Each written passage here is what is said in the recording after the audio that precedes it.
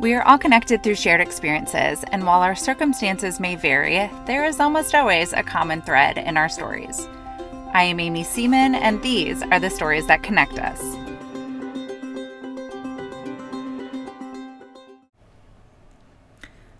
Let's be real for a moment. Being an entrepreneur can be incredibly rewarding, but it can also be really lonely, especially when you're a business of one. Having spent most of my career in corporate America, I still crave a sense of community, a place outside of my home that's motivating and inspiring, a reason to put on a great outfit and make new connections.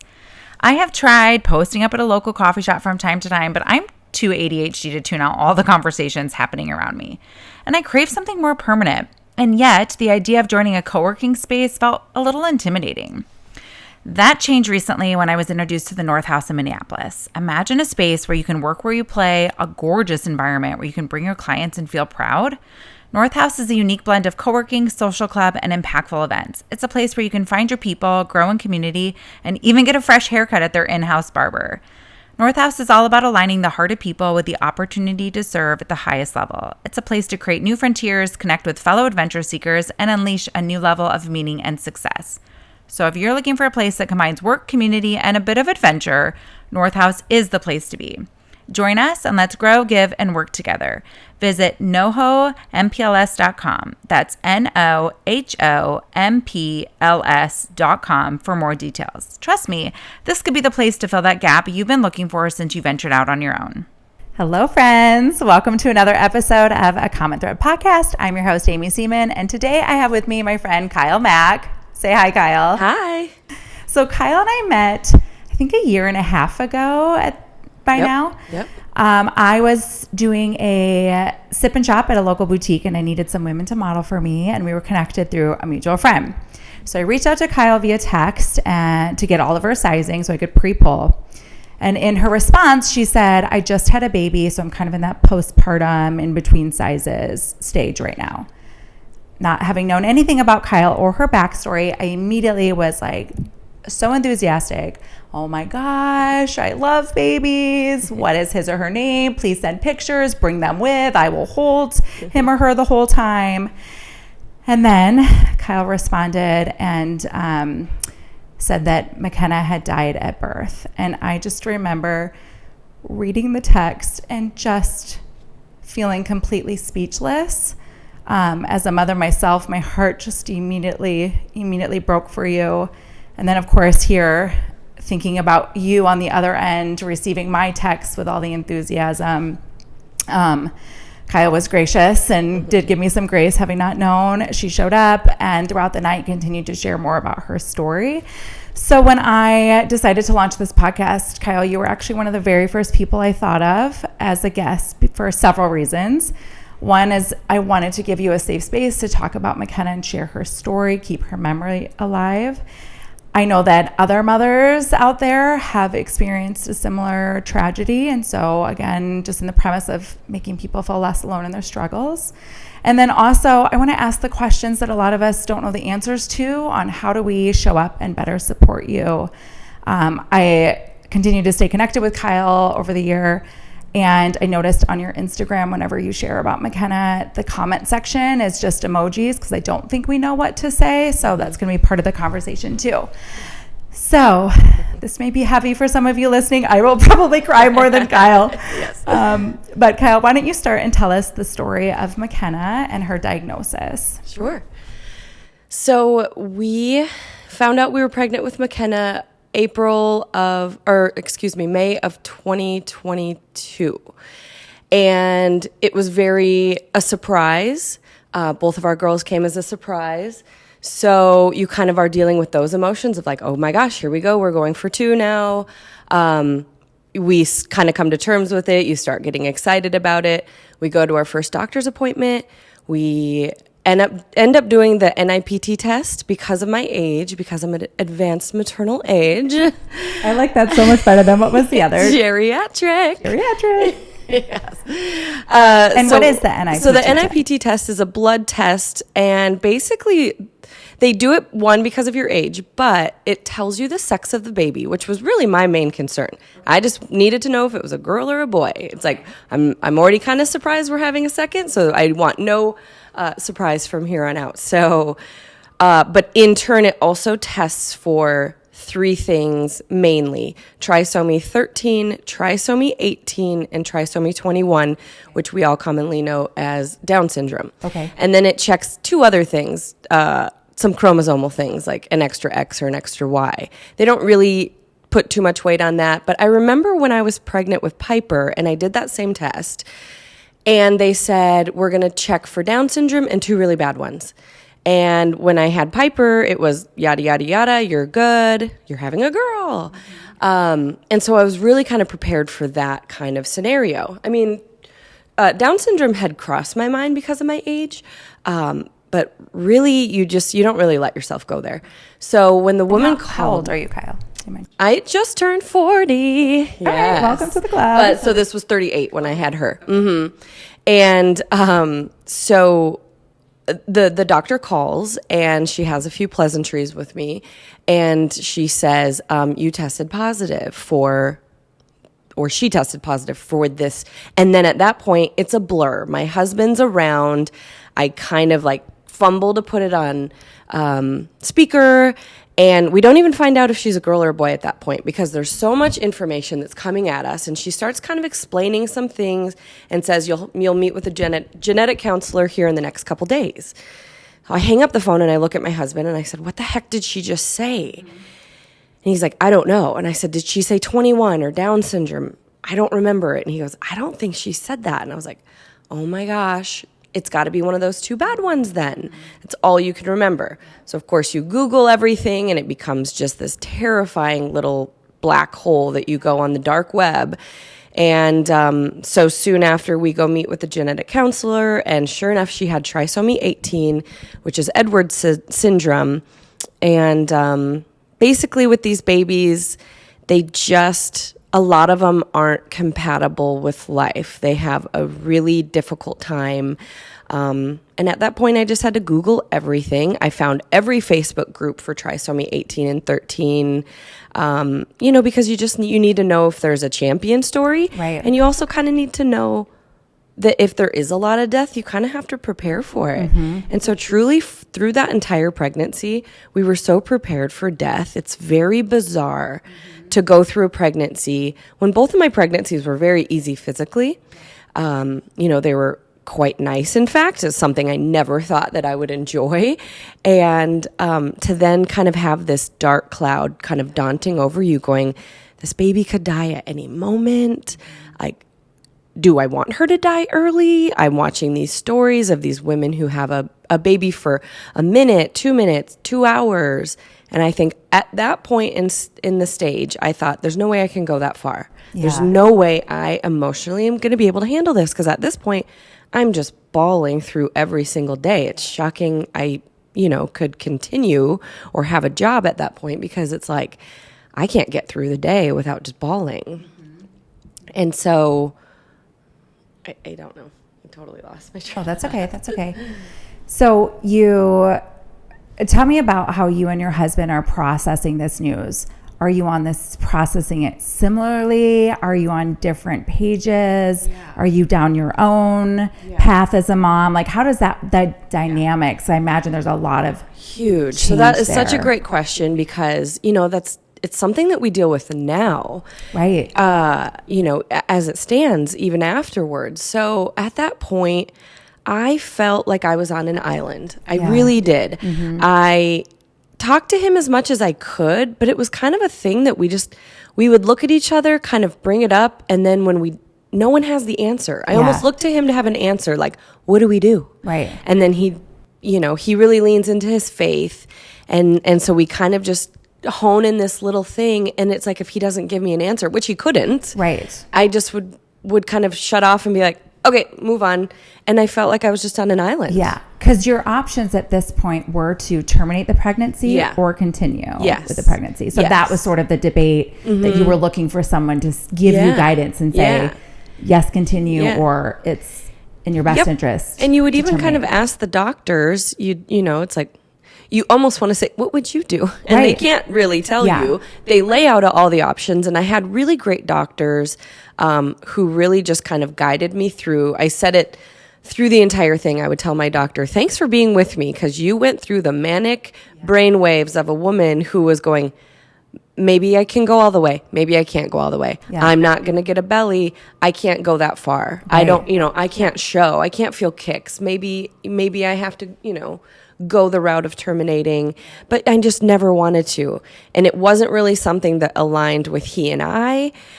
We just never thought we would be presented with that. Right. I mean, being married, that kind of goes out the window of any sort of thought that anything. And we ended up doing a kind of like an amniocentesis. It was called a CVS. It's a little bit earlier than an amnio. So they put a needle through your stomach and they do all the testing. And at that point, I think it was like 99.1% she had trisomy 18. Okay, so it was pretty definite. Yeah. They knew, okay. Yep. And they could already see a little bit of...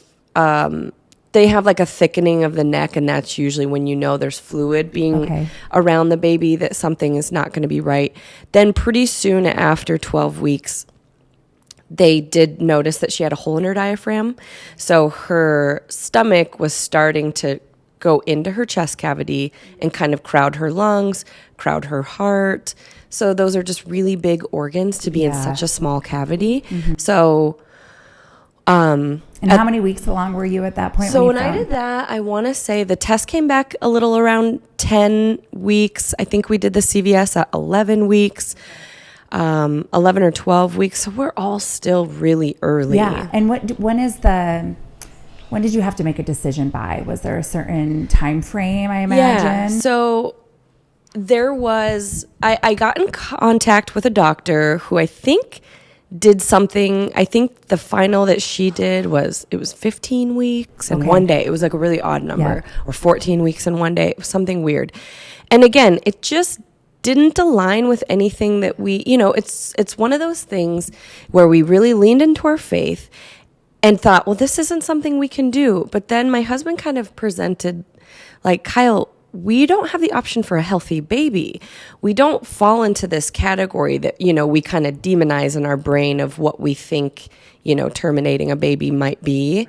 And, he said, we don't have the option to have a healthy baby, So we really kind of dug in. I listened to the doctor. It was horrifying, so I knew at that point, like, I can't do this. Right. And we just kind of went through, and kind of from the beginning of, at this point of knowing everything, we kind of just wanted her to lead the way.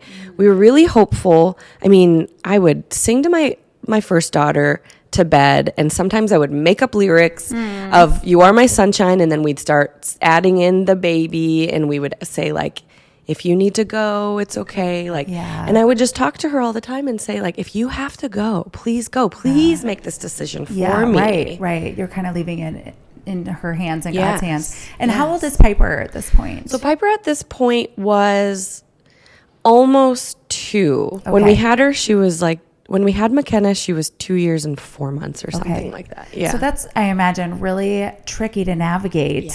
Explaining to a 2-year-old. Baby is coming, but baby is not going to live. Probably a blessing is that she was so young. At that time, it really felt like, okay, she's young enough. She doesn't know anything. I can point to my stomach and say there's a baby in there. And I don't think she really understood it. You would kind of make that like, here, talk to my belly. But it's like, she really didn't understand. And when I sang, I mean, I just don't think she understood anything.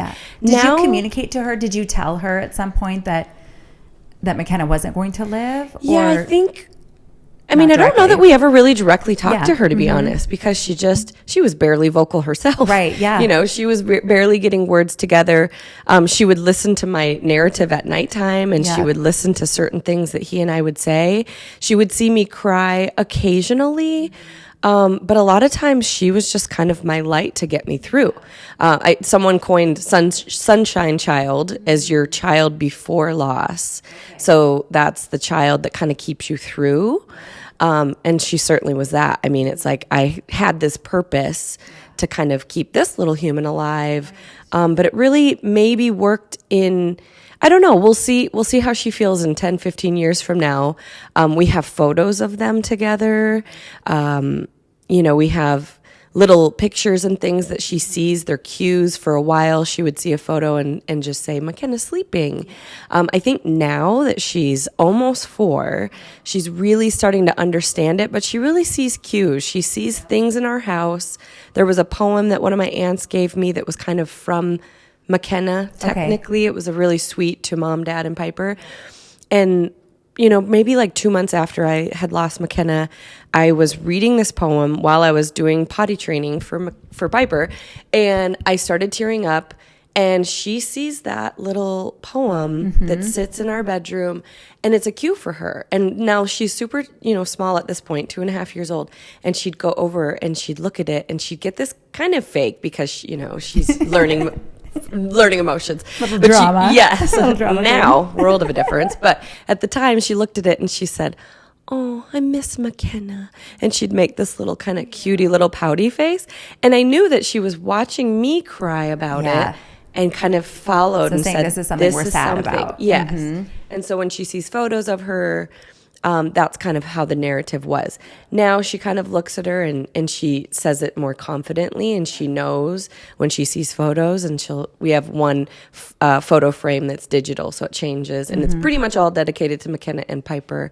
And so when she sees one, it's like, "Oh, Grandma's holding McKenna." Yeah. And so I kind of hope that she fake forms memories when she sees these photos. Because that's all you can kind of hope for is that she kind of, so it was great that we got a few photos of her with her. Yep. Yeah. So McKenna did make it all the way then to full term. Yep. Full term. Yep. So we induced talk about her. that. Yeah. So you left it up to her and she kept fighting. Yeah. So basically at 25 weeks, when I was 25 weeks pregnant, I had a dermoid cyst on my ovary that was about the size of a golf ball.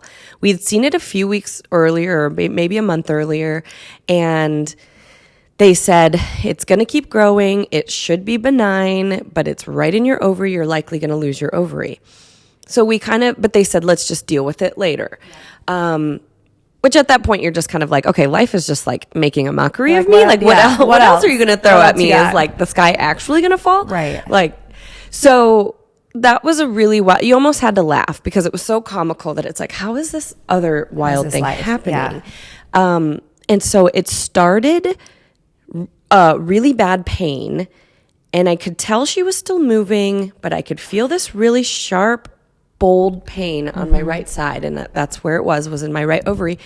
And I told my husband, like, something is weird, but I can still feel her kicking. So I know it's not her. I have a feeling it's this. It persisted, and it got so strong. And finally, my husband says, "Do we need to take you to the ER?" And I said, "Yeah, I think we do." Because it was like labor pains that never subsided. It was just this, it went from like a constant 7 to like a constant 8. And it's like, this is wild. Yeah. So we got to the ER. They immediately took me up to labor and delivery. There was a nurse strike at the time, so it was wild times. And basically, my ovary had twisted. This big old cyst had flipped around, and they told me, "I think you're going to have to lose your ovary." And at that point, it's like, it's fine. Right. How's this baby? And they had to do a different surgery because they couldn't go through my belly button because the baby was there. But anyway, all of that said, I go through this surgery. Miraculously, my ovary untwists. So they get the tumor out. So you didn't lose your ovary. I didn't lose my ovary. And they got me prepared for her to probably come because there was so much drama going on. They asked if I wanted to sign a DNR while I was under, which is a do not resuscitate. For the baby. For the baby. So it was pretty wild because I'm thinking she's going to pass away at any time. Mm-hmm. And now I'm going, I don't know if I'm ready. Not while I'm under the knife and, under anesthesia and I'm not there. And so I said, I don't know, give her oxygen. Can you give her oxygen until I wake? So we were really prepared that she might come because this was just a lot of trauma for her. So I come out the next day. Which is also, just pause on that for Yeah. a second. That's also a really big decision that you have to make Huge. during a time of distress. Huge. At 4 a.m. when my husband took my daughter home. Yeah. Because so he I'm wasn't rolling there around. when you had to decide, do you want to? I'm rolling around in pain, and I said, you two need to go. And then they asked me that, and it's like, my husband's not here. I don't know. I really wasn't preparing. You know, it's wild how your brain can try to compute and calculate and prepare. And then when something like this, you're just totally thrown off.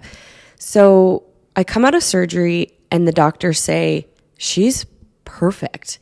Her heartbeat didn't go up. She is not stressed. And right at that moment, I thought, okay, this kid is going to fight, and I can't not fight with her. Here I just kept thinking, she may pass away. She may pass away. And now she's fighting. So at that moment, we said, all right, if you're fighting, we'll fight with you. And if you're going to try. That was the turning point. That was the moment. Yeah. So we had seen a cardiologist. We had talked to the neonatologist. We had the NICU ready, and that's why we did end up inducing her, so that we were kind of ready.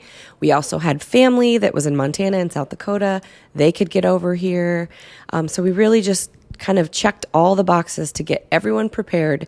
If she were to survive, we'd have the team ready. If she didn't survive, we at least had family, all the grandparents around to be able to see her and meet her and hold her. Because I really feel there's some value in kind of everyone commiserating, everyone being able to physically see this child, you know, to be able to hold it. It makes it a lot more real. You know, I think sometimes when you just hear the story, you just think, wow, what a wild ride. But those, you know, select 12-ish people all held her, felt her, looked at her. Yeah. And I think it probably impacts all of their lives probably just as deep. You know, they can live and walk that grief life with me. Yeah.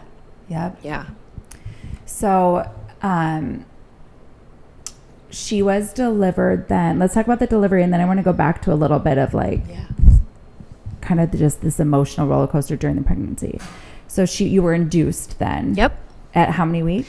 38 and some days. So 38 and 5 days. full term. Yep. Okay. Piper came at 39 and 1 day, so that's kind of why we also Christmas was 5 days later. So at that time, you really, you know, you're kind of just trying to figure everything out. And we thought, well, gosh, we don't want to quote unquote ruin Christmas by having her come on Christmas, or, you know, and it's really funny because now she was born December 20th of 2022. It's a holiday season. It's a whole season. Yeah. I mean, there's really no ruining Christmas, but you just don't know when you're on that side. I always call her grief, or her life and death, this hump, you know, the ADBM, whatever, after McKenna. Yeah. And it's like the thought process that you had beforehand versus now is so different. But at that time, it's just like, you know, do we always want to have Christmas as a reminder? Right. Yeah. So we induced her just a little bit before 39 weeks. And she came so fast, which I should have known. Piper came flying out of me. Yeah. I mean, it was like, I went from like, yeah, this is easy. I told my husband to go to work when I had like 6 minute apart, you know, because they were kind of easy. Right. I feel like I have a high threshold for pain, and I thought, whatever. Everyone tells me it takes a long time. And she was, by the time we got to the hospital, I mean, it was just mayhem, and then she was here. So I should have known, but I just thought with the induction, it was going to still be this whole thing. And I went from like feeling pretty decent. They started turning kind of erratic. I waited for a conversation of my dad and my brother to finish because family was in the room. And I kind of said, I think you guys need to go. I might need to do an epidural, because I wanted to have an epidural to have this calm moment before this wildly, potentially traumatic moment. Right. And I got up to go to the bathroom because I knew I wasn't going to get up again. You know, put on deodorant, you know, made myself presentable to the human that was going to come out, and for everyone who was going to be around, and for the photos, because you knew there was going to be photos. And all of a sudden it went so intense. The doctor came in, they tried to do an epidural, and she was already coming. And they're like, we can't do this. She's coming. To which it was just like, this isn't my plan. I want to be calm. And that was anything but calm when you have an unmedicated birth. And she came 2 pushes. She was a little bit smaller. Piper was 8 pounds and some. She was 5 pounds. So not a tiny baby, but small for me. If you're in the market for a new vehicle, but you are dreading the car buying process because you've been burned by a dealership in the past, let me just tell you, I recently bought a 2023 Lincoln Aviator Reserve from Apple Autos, and I had such an incredibly positive experience. I actually went shopping by myself. I did not bring my dad or my husband with me, and from the moment I walked in, I felt welcomed and respected. They answered all of my questions without any sort of underlying condescending tone. I never once felt pressured into a car that was out of my budget or didn't fit within my lifestyle. In fact, my sales associate was actually a female, and we went for so many test drives, we totally vibed the entire time.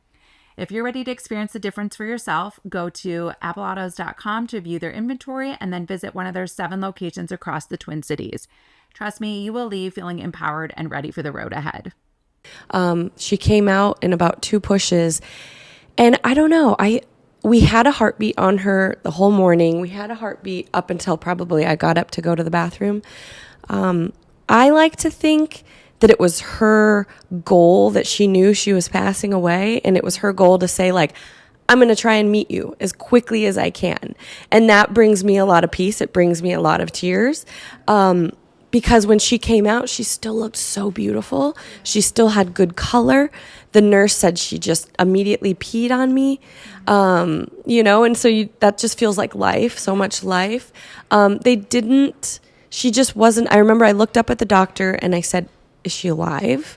And she just kind of shook her head. They didn't check for her heartbeat right away. I have a lot of demons sometimes with that. I have a lot of recourse that will come, and I'll say, hey, why didn't they do this? Or I don't remember seeing them scoop out her mouth. So you start to replay then those moments. Yes. Okay. Which I replayed for about a year, probably 5 times a day. Shocking that I had a full-time job because of that. Yeah. It's pretty wild that you can't just sit there and daydream. It literally went back to that kind of wild movie of her birthday.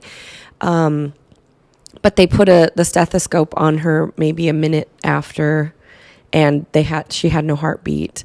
And I struggle with that sometimes. There's days that I'll get really, really mad, and I'll say, that sucked that they why didn't they try harder? And, when I looked up at my doctor and asked her, she was crying, and which was really beautiful to know that my doctor she was with it with you. Yeah, she was so committed with me.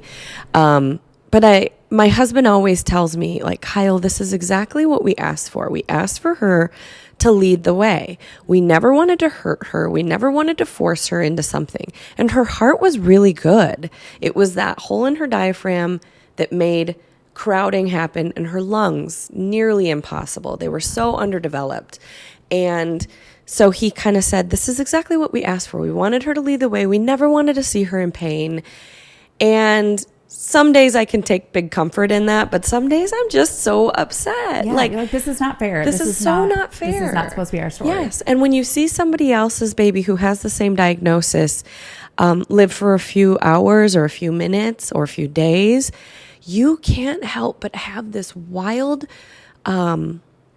jealousy, or I don't know what, that's not the right word, but you kind of think, she looked physically perfect. McKenna had no physical abnormalities. Yeah. Some of them tend to have some abnormalities.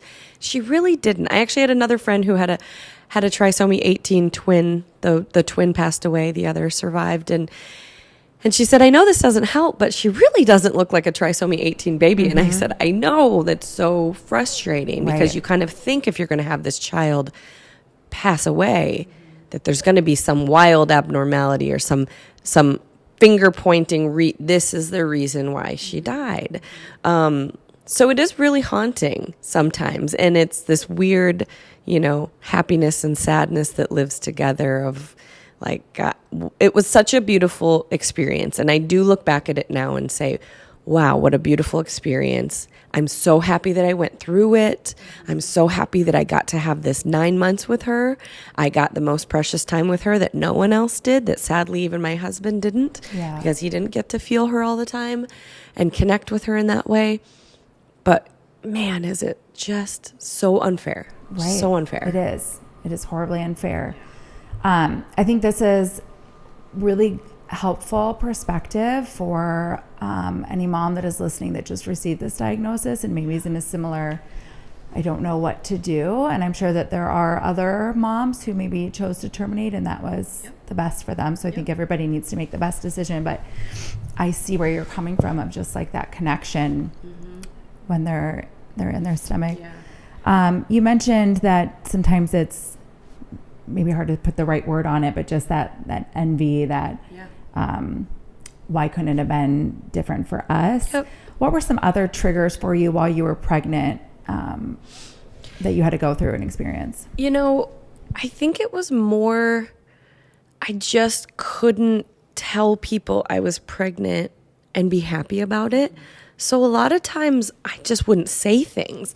I'll never forget, I do real estate and I was doing an open house, and I really don't show a ton anyway with both of my pregnancies. I just carry, I got wide hips. I got a grandma who had 12 babies. I was born for this. I can house a baby well. And so I really don't start really showing until 7-8 months. And so I was doing an open house. There was a woman who told me, we're upside. We need a bigger house. I've got a 2-year-old and I've got a baby on the way. Our stories were so aligned. And I'll never forget, it still kind of haunts me, where I go, why didn't I just tell her? I congratulated her and I didn't just say, me too, I have a baby coming in January. Hers was coming in December. And that really haunted me, that I just couldn't open up. I couldn't talk about it to a lot of coworkers. I mean, I started posting on social media so that people could just kind of follow my story. But it was one of those things where I just could never be excited about it. You know, it came with a but. You know, I'm pregnant, but, which would start the waterworks. So instead, I just would I avoided work happy hours. I avoided, friends. I wasn't talking to a ton of family at the time, mostly through text message, just because it's like, I'm not going to get through a call. So I would text my parents here and there, but I was really just living on my own island. And it's funny, though, because I had one of my best girlfriends here was pregnant with her first child, due in July. Now, I had just learned the diagnosis June 5th or something of that, and I was hosting her baby shower. And so many people kept asking me, like, how did you get through that? How could you do that? And a lot of women in my grief groups can't do some of those things. But for me, it was her first child. I was so excited. I knew about him before I learned about McKenna. Somehow I kind of kept the difference in it.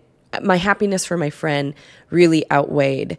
And that one was always unique. And I tell people that one a lot because that one really didn't bother me. I actually had 4 cousins who all had babies really close around when I had McKenna, starting from one was in July, one was 2 weeks before her. A couple were right after. One of my cousins had a due date the same date as me. So some of those were a little bit of triggers. I would see their bellies early on and I thought, I don't know if I'm going to get that far. I would see 2 little girls in Target and I'd go close in age and I'd go, that's not going to be me. It was just really weird. And I think the biggest thing that happened, it still occasionally happens. The biggest thing that happened while I was pregnant, I struggled with having fun. It was this thing where I would go do something. My mom was in town. My husband, my mom, Piper, and I were all out doing something. We had this great afternoon in the North Loop. And my husband said, hey, there's something fun happening over in Stillwater. Should we pop over there? And I got home. And I think it was the self-realization that, like, I've had too much fun. And this little girl is not having fun in here, and she's not going to have fun. And I would just sit there and sulk in the bedroom, and I'd say, you guys can go if you want. I really am not allowed. And it was really bizarre how I would not allow myself to have fun.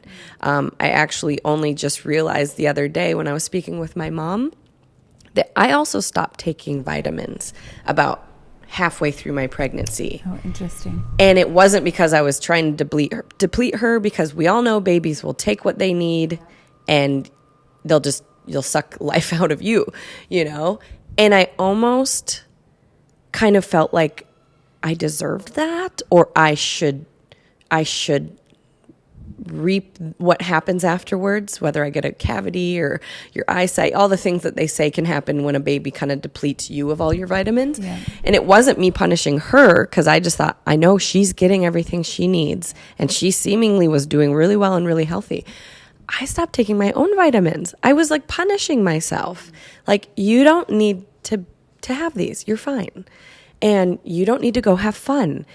And it's really sick, because I don't blame myself for her diagnosis, and I don't have this blame and guilt. I've really tried to come to terms with some of that.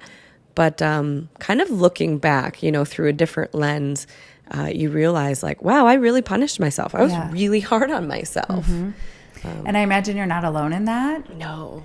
So what would your advice be to someone that is maybe doing exactly that right now, being on the other side of it? Yeah.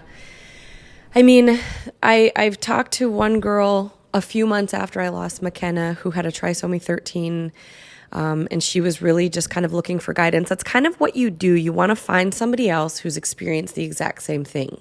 And so when one of my coworkers said, hey, I have a client who seemingly is going through something similar, I said, put her my way. I just know that is my mission since losing McKenna, is that I can reach somebody else, because during that time, I only sought after people who had troubling pregnancies, who had, these trisomy 18, 13 groups.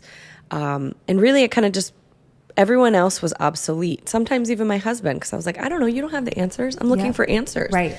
So I mean, I have a few groups that I would be happy to share who've really helped me through, some local, some nationwide. And other than that, I mean, it's everyone's journey, right? Like the things that I did helped me, some of them as I learned through other grief parents, doesn't work for them. And I think, gosh, you should do this, but you're a different person. You process things differently. So really, I can't give any solid advice other than feel free to reach out to me, because I know find someone who yes. knows exactly what you're going through. And there's some great local help as well. But really, I think opening up and talking about it is so helpful. Having people know about it. I know people would ask me when they first learned, oh, I won't tell anyone that you're pregnant or that you're having this, scary diagnosis. And I said, please tell everyone that we know, because then I don't have to, then everyone knows and can kind of walk in this, oh, we know that she's going through something, even if they don't come up and talk to me personally, which a lot of people didn't. People don't know how. They'll avoid it like the plague. Mm-hmm. They kind of give you a humbling look, or a nod, and I just know they know. And that was enough for me to just know, I know you all know. And so you don't have to think about communicating it to them. Yeah. So let's talk about how people don't know what to say or what to do. Yeah. Because it's so true. And like I said, when I see you post on social media and it's just emojis, and even I at times, like I don't know at times either. And so I think this is a great opportunity to learn how to show up for someone who is experiencing some sort of grief, even if it's not exactly this. So what were maybe some things that good intentions, but really were not helpful? And what are some things that you would say were the most helpful? Yeah. I do think everyone had the best intentions. There was a lot of wild words, a lot of blessings in disguise and you're not helpful. You're going to have to, I can't imagine going through, you're going to terminate, right? Cause I would, or she better not terminate. She can't do that. I would hear some of that chatter either through somebody, some of them said it directly to me. I knew that no one had bad intentions, but it wasn't helpful. Also, trying to fix somebody is not helpful. I had a lot of chatter where people would say, can you do this? Do you need to do this? Can you go to this doctor? Maybe you should go here. Or even kind of the people, everyone grieves at a different level. And I know, like, I think my mom would catch up maybe a few weeks after I would, and she'd have a cry breakdown, and then I'd kind of be there for her, like, okay, because it's like everyone kind of like, maybe she'll live, and it's like, no, Mom, I don't think she's going to live, and if she does, not long. So you kind of are just sympathetic to the fact that everyone's grieving at a different level. But really, both of my parents had said to me, we don't know what to say to you. Yeah. Like, we have never experienced this. We don't know really anyone who's experienced it, or at least someone who wasn't vocal, because I think this happened forever, but people were really quiet and not talking about it. And when my parents both said, we don't know what to say to you, and I said, that's exactly what you need to say to me, because I just kind of want you to sit there with me and be there with me. Let me talk about it. I did like when people would bring it up, because even though it would trigger tears, it was nice to just communicate about it.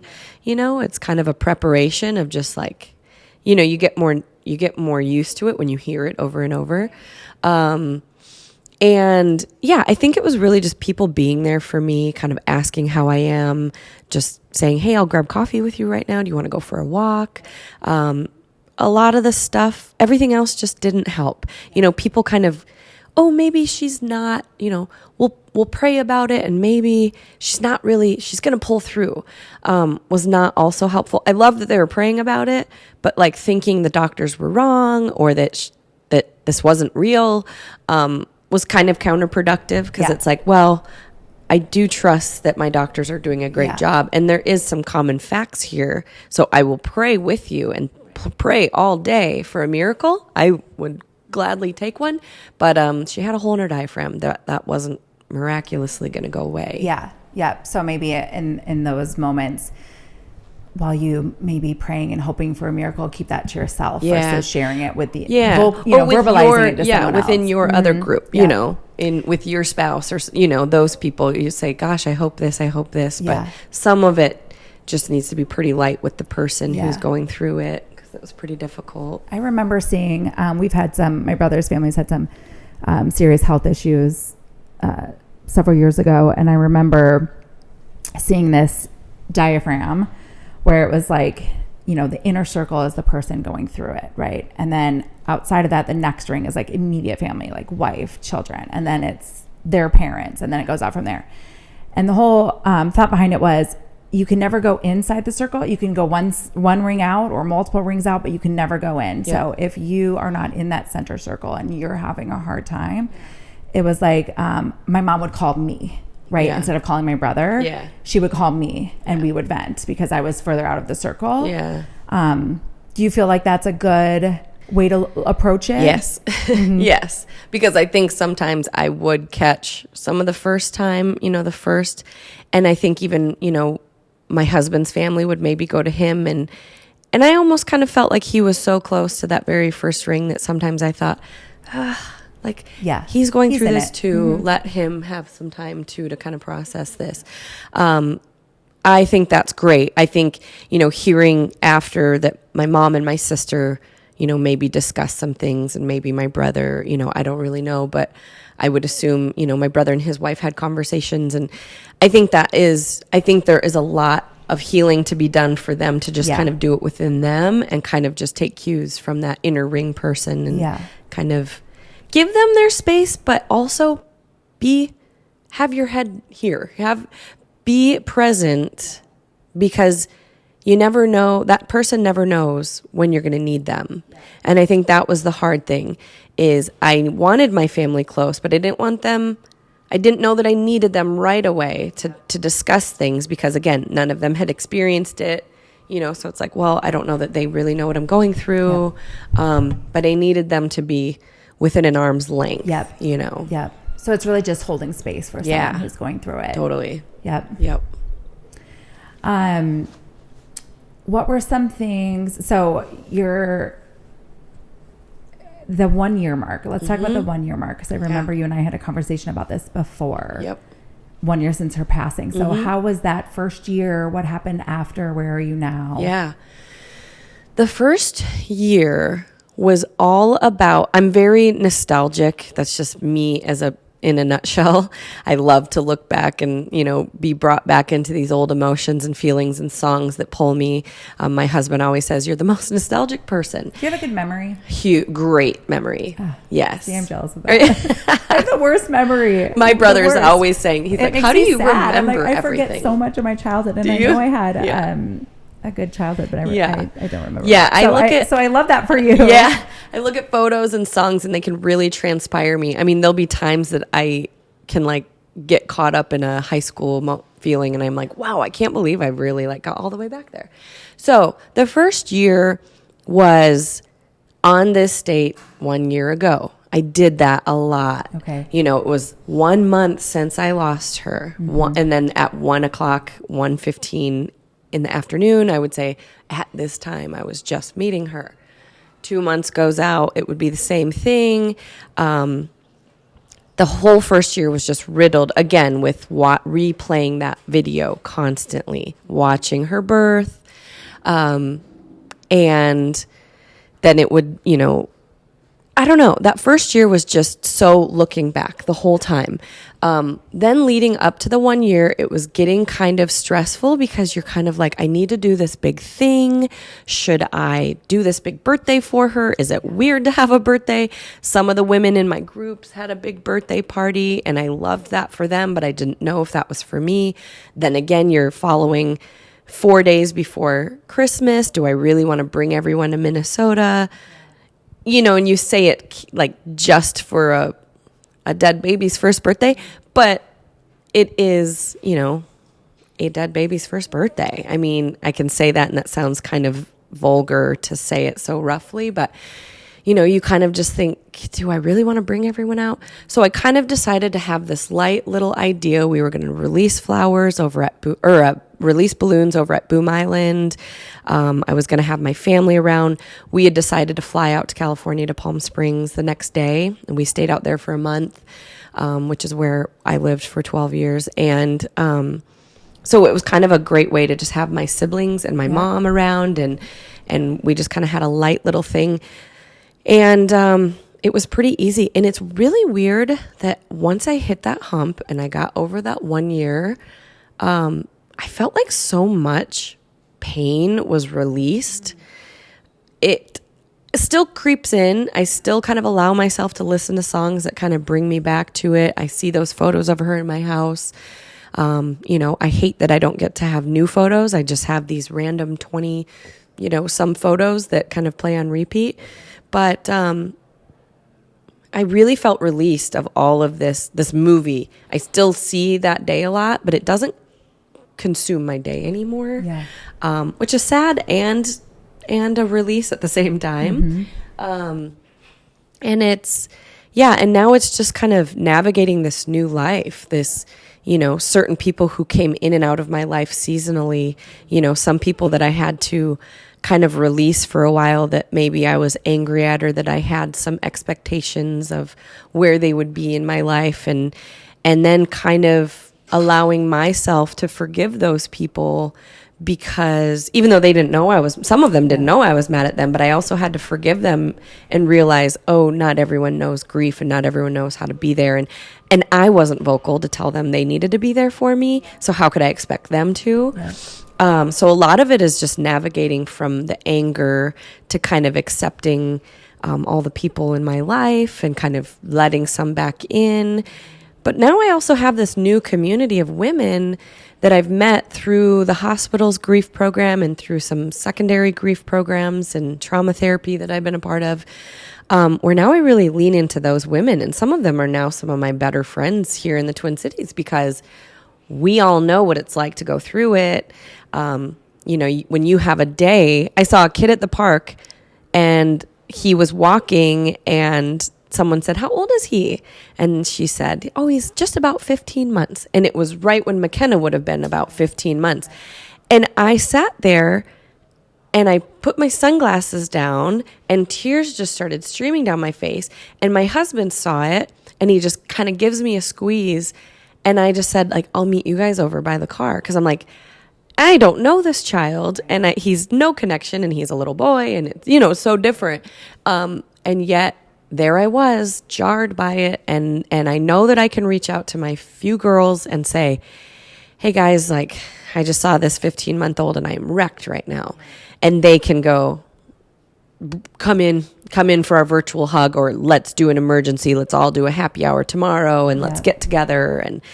And so I'm so thankful for those women that I've met, because they just get it. Yeah. And sometimes there's when the common thread. Totally, there's the common thread. Connected you with them. And when you don't want to, again, these words, but burden your friends or your family with yet again another day that's totally wrecked you, even though it's not a burden. And I know it's not a burden, but sometimes you're like, do I really want to tell my sister right now who, you know, I don't want to make her sad today.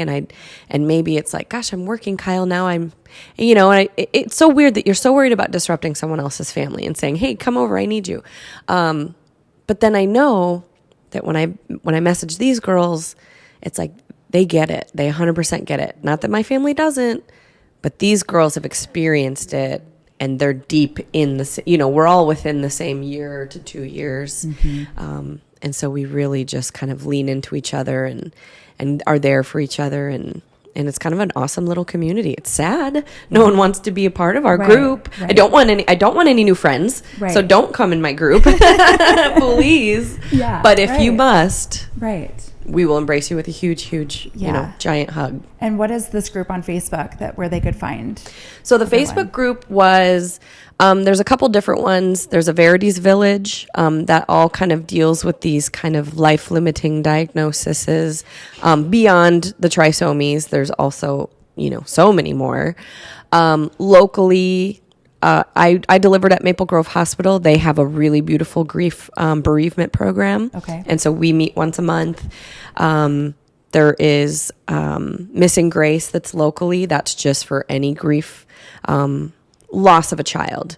They've kind of really tried to separate. I think there's other grief programs in Minneapolis, but then you're not sitting there when someone has lost their parent or, you know, it's not that it's, I mean, that's one thing I've learned and discussed big time in our grief is that we don't measure grief, and that everyone has grief. And whether you lost an early miscarriage, whether you had an ectopic pregnancy, whether you went full term, or whether you lost a child a few days after, whether it was a diagnosis you knew or whatever, and we've kind of just discussed, and this goes with everyone too, parents, lost parents, siblings, whatever.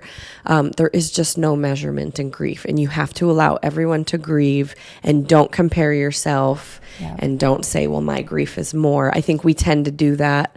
There was a woman that lost a trisomy 18 baby a few years old, and she was in Michigan. I met her through one of the Verity's Village, and I said, I can't imagine what it's like to lose a child after that many years. And she goes, yes, you can. You lost a child, Kyle. Like, your grief is no different than my grief. Yeah. But we do that. We know somebody has it worse than us. Yes. Yeah. And so we do that, but it really has kind of, I mean, my best friend here now, she had an ectopic pregnancy. Our journeys are so different, but the trauma is so real. And so another group that was really great was Able Speaks, which is based out of Dallas, and they also do the life-limiting diagnoses.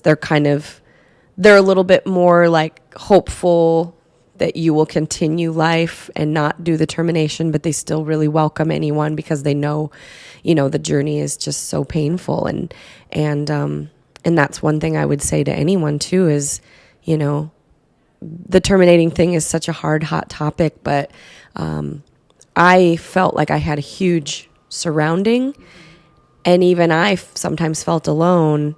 And so if someone else is feeling like they're very isolated, you know, going through a full pregnancy like that could be really, really damaging. Right. You know, and we know that the trauma can take you one way or it can take you another way. You know, your life trajectory can go so different. And so I always want to be there for somebody who is having that struggle of going, you know, I don't know if I can terminate. I'm Christian and I don't think I can do this. And then it's kind of just walking through that with them and saying, you know, I hope I hope that I had such a beautiful journey, but that does not mean it's going to be the same journey for you. And the trauma after could be worse or easier, no one knows. So just having that sense of community is just so crucial. Mm-hmm.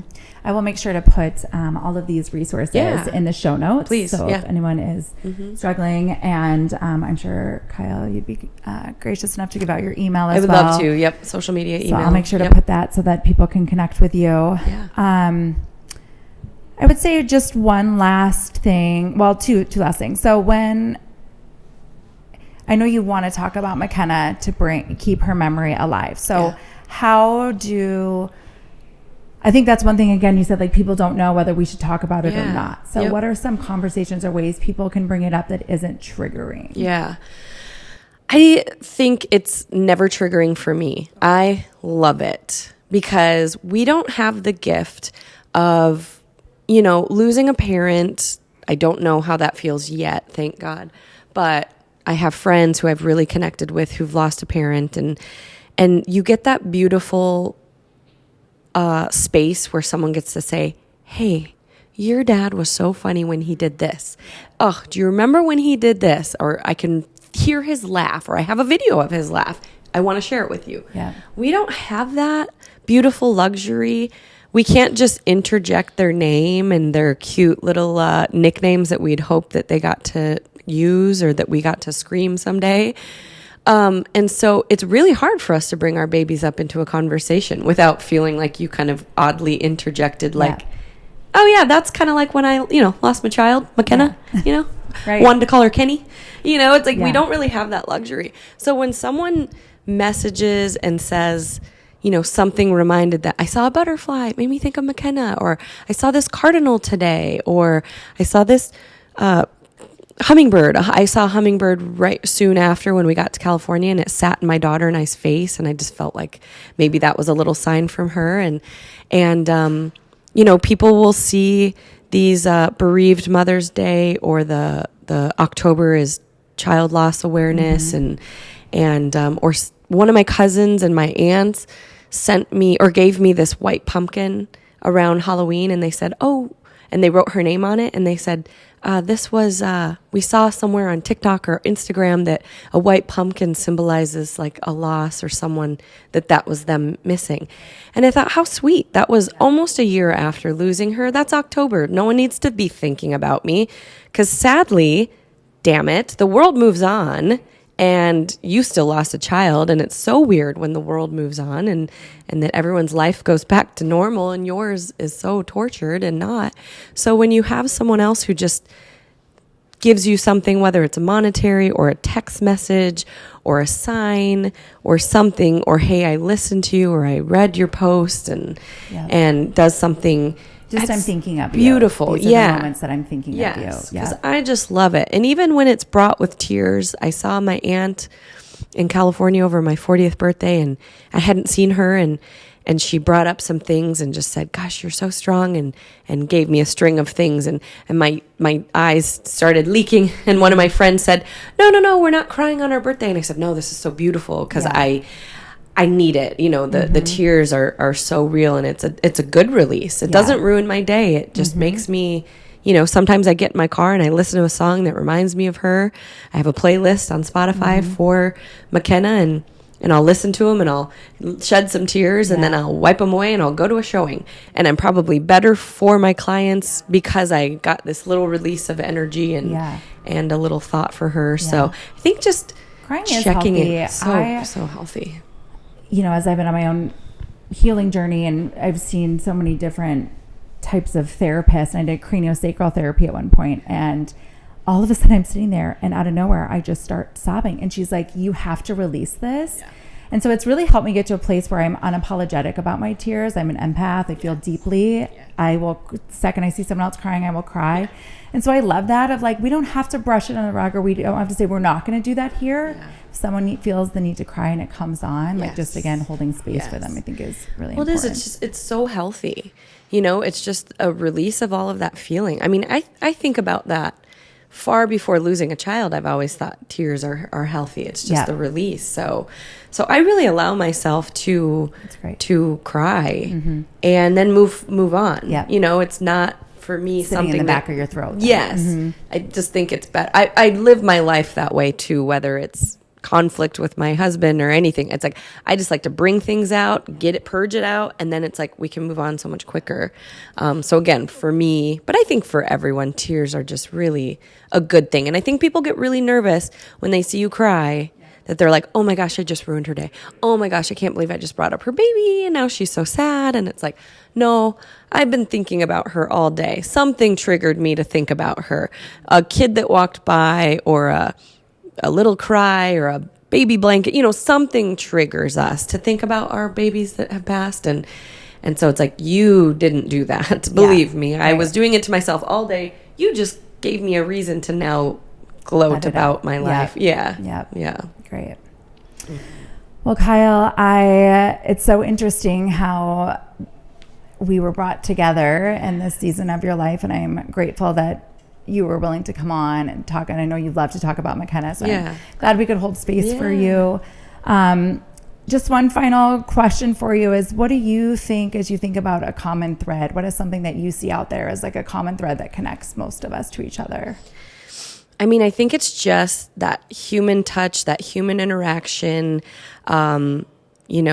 You never know what somebody's going through. You might see somebody that seems like they have their whole life together and they're perfectly presented, and you just don't know what kind of struggle is going behind them. And giving some sort of compliment is just the biggest thing. I think you spoke about that recently too, is like telling a woman when you see something great about her. Yeah. And I've kind of lived my life. So when you said it the other day, I thought, I do that. And I think that is such a thing, because you just never know what somebody's going through, whether they lost a child or whether their husband did something crazy to them, or whether anything. We just don't know what people are going through. And to constantly be there and hold up, especially women, holding each other up. I think that's something that was so lost for a while, that we really just need to be there for our women and just be championing behind each other. Because again, they might then open up about something, or you might have just shifted their day. And so I just think that's so big. Yes. Yeah, that's been one of my goals the last couple of years, is to just be really intentional about seeking out ways to lift others up when I see it, instead of just scrolling by or just giving a little heart. Agree. I stop and I comment, or I reach out. If it's something I'm like, oh my gosh, and I'll send them a text off to the side. So I love that. Well, thank you again. I think that this is going to really help a lot of women who are going through a similar struggle, or have a friend or family member that is going through something similar. Absolutely. So, I mean, there's so much more we could probably dive into, but yeah, anyone who's listening who has friends, family, acquaintances, I mean, always be there for them, and certainly reach out to those groups and reach out to me, because I do feel like that is my calling now, is to kind of be there to walk with other women through this, horrendous journey. Yeah. Well, I will put all of the information Kyle shared in the show notes. Thank you everyone for listening. New episodes drop every Thursday, so please come back. And if you have a story that you would like to share, please email me, amy@amyseaman.com.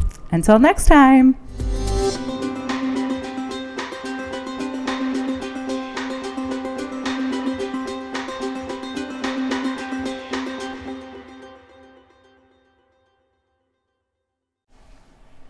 Fun fact, I was voted best smile my senior year of high school. It's in the yearbook. I have the receipts to prove it. I was also voted biggest flirt, but we'll touch on that subject another day. You guys, I swear my smile is so big you can count all the teeth in my mouth. And this is why I've always been diligent about going to my routine cleanings every 6 months, even though I honestly dislike going to the dentist, and I know I am not alone in that. Dr. Ben Stein at Northeast Dental is here to change the game by making the dental experience more, dare I say, enjoyable. When Dr. Ben Stein took over DuRochak Dental, a family-owned practice and business since 1961, he wanted to keep that same family feel but give it a modern-day touch. As a younger, dedicated professional with a passion for continuing education, he believes in keeping up to date on the latest dental materials and advancements. With cutting-edge technology like 3D x-rays and digital scanners for orthodontics, you can forget about gagging on those old, goopy impressions they used back when I had to get braces. If you know, you know. Plus, if you struggle with sleep-related breathing disorders, Dr. Ben Stein's extensive studies and years of experience in a sleep study clinic mean you're in expert hands. You can actually test and treat sleep apnea with an oral device prescribed in-house. Whether you need surgery, implants, or just a routine checkup, Northeast Dental's got you covered. They're in network with several dental plans, making it even easier to get the care you need. And the best part? The atmosphere. Northeast Dental is as low-key and chill as a dental practice can be. They take the time to get to know you, making every patient feel valued. So if you're looking for a dental practice that's approachable, cool, and truly dedicated to your unique dental needs, check out Northeast Dental, located at the corner of University and Broadway in Northeast Minneapolis.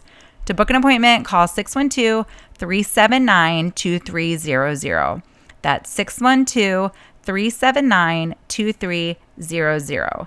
Your smile will thank you.